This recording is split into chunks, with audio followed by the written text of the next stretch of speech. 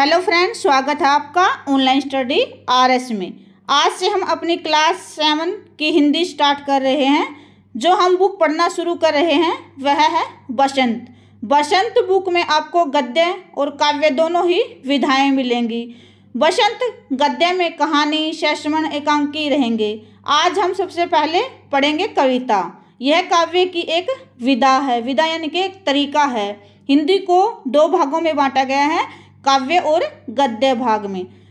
जो काव्य होता है उसमें दोहे, छंद, चौपाई, कविताएं आती हैं और गद्य भाग में कहानी, संस्मरण, उपन्यास, ये क्या है, गद्य भाग के अंतर्गत आते हैं। आज की जो कविता है उसका नाम है हम पंछी उन्मुक्त गगन के। इसके कवि हैं शिवमंगल सिंह सुमन जी। तो चलिए कविता शुरू करते हैं। हम पंछी उन्मुख गगन के, पिंजर बंद न गा पाएंगे। कनक तीलियों से टकराकर पुलकित पंख टूट जाएंगे। हम बहता जल पीने वाले, मर जाएंगे भूखे प्यासे। कहीं भली है कटु निबोरी, कनक कटोरी की मैदा से। कनक सोना, उन्मुक्त आजाद, स्वतंत्र, गगन आकाश। यहाँ पर भी कनक का अर्थ सोना, कटु कड़वी, मैदा उत्तम प्रकार का भोजन। हम पंछी उन्मुख गगन के। कविता में कवि शिवमंगल सिंह सुमन जी पंछी के माध्यम से मनुष्य को स्वतंत्रता के महत्व के बारे में बताते हैं। इस कविता में पंछी अपनी दुख पीड़ा को व्यक्त करते हैं और कहते हैं कि हम पंछी उन्मुख गगन के, पिंजर बंद न गा पाएंगे। हम जो पंछी हैं, पक्षी हैं, वो खुले आकाश में उड़ने वाले हैं। पिंजरे में बंद रहकर अपना गान, अपना गीत नहीं गा पाएंगे। कनक तीलियों से टकराकर पुलकित पंख टूट जाएंगे। यहाँ पर पक्षी क्या कहते हैं, पंछी कहते हैं कि कनक तीलियों से टकराकर पुलकित पंख टूट जाएंगे। पिंजरा भले ही सोने का क्यों ना हो, लेकिन जो हमारे उड़ने वाले जो पंख हैं, खुले आकाश में उड़ने वाले पंख हैं, वो सोने के पिंजरे से टकराकर टूट जाएंगे। हम बहता जल पीने वाले, मर जाएंगे भूखे प्यासे। कहीं भली है कटु निबोरी, कनक कटोरी की मैदा से। यहाँ पर पंछी क्या कहते हैं कि हम बहता जल यानी कि नदियों का खुला जल, स्वच्छ जल पीने वाले हैं। हमारे लिए जो सोने का पिंजरा है उसमें उत्तम प्रकार का भोजन, मैदा यानी कि जो स्वादिष्ट भोजन रखा जाता है, वो भी हमारे उस स्वादिष्ट भोजन से तो हमें नीम की जो कड़वी निम्बोली होती है वो भी अच्छी लगती है। अर्थात पिंजरे में बंद रहकर हमें वो स्वादिष्ट भोजन नहीं चाहिए। हम तो खुले आकाश में उड़कर साफ जल पीना चाहते हैं और कटु निम्बोली, कड़वी निम्बोली खाकर भी खुश रह सकते हैं। इस जो सोने का पिंजरा है उसमें यदि उत्तम प्रकार का भोजन मिले वो हमें पसंद नहीं, उसकी बजाय तो हम भूखे प्यासे ही मर जाना पसंद करेंगे।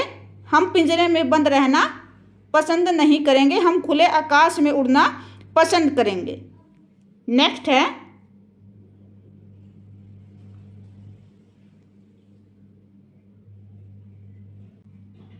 श्रवण श्रृंखला के बंधन में अपनी गति उड़ान सब भूले। बस सपनों में देख रहे हैं तरु की फनंगी पर के झूले। ऐसे थे अरमान की उड़ते, नील गगन की सीमा पाने। लाल किरण सी चोंच खोल, चुगते तारक अनार के दाने। यहाँ पर श्रवण श्रृंखला का अर्थ है सोने की जंजीर या सोने का पिंजरा। गति, चाल, उड़ान, उड़ना, तरु पेड़, अरमान इच्छा। इस कविता में पंछी कहते हैं कि हम सोने के पिंजरे में बंद कर दिए गए हैं। हमें अपनी जो गति है, जो चाल है, जो उड़ान है, वो सब क्या है, भूल गए हैं।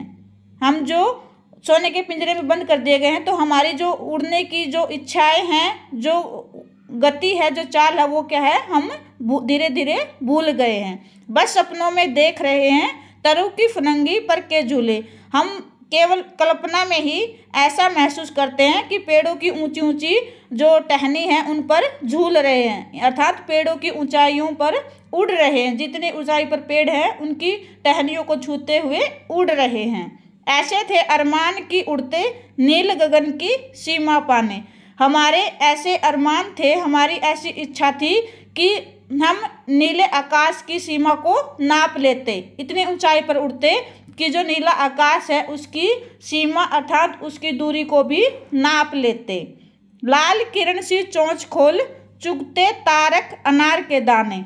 हमारी जो चोंच है वो सूरज के जैसी लाल है और जो तारे हैं वो अनार के दानों जैसे हैं, चमकीले हैं। इसमें पंछी कहते हैं कि हम अपनी सूरज के जैसी लाल चोंच से तारों को जो अनार के दानों जैसे चमक रहे हैं उनको अपनी लाल चोंच से चुग लेते। यह सब अब क्या है, कल्पना मात्र ही रह गया है। वो केवल अब इसकी कल्पना ही कर सकते हैं। क्यों? क्योंकि वो पिंजरे में बंद हैं। नेक्स्ट है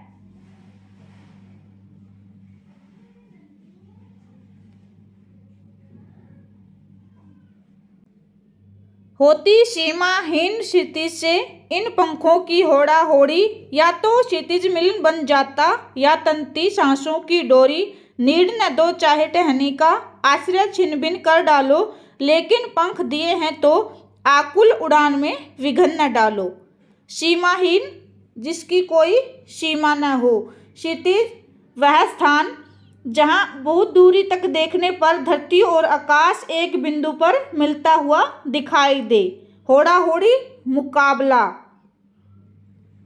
नीड घोंसला, आश्रय सहारा, आकुल व्याकुल, विघन बाधा।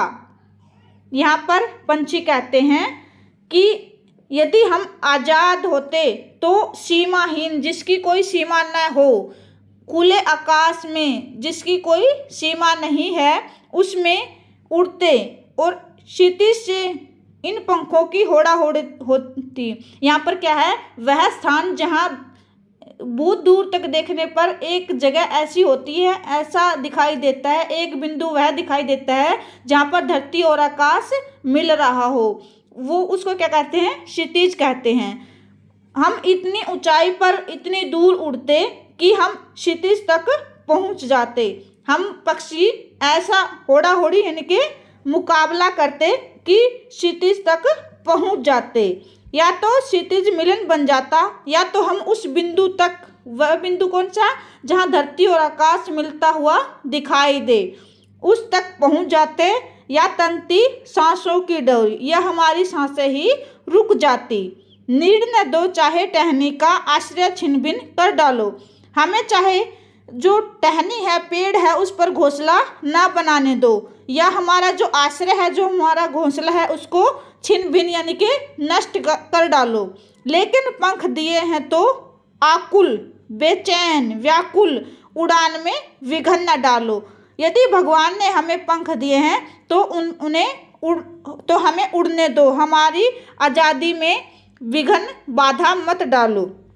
यहाँ पर पंछी कहते हैं कि उड़ना ही हमारा अधिकार है, हमें पंख दिए हैं तो हमारे अधिकार अर्थात उड़ने की जो भावना है उसमें बाधा मत डालो।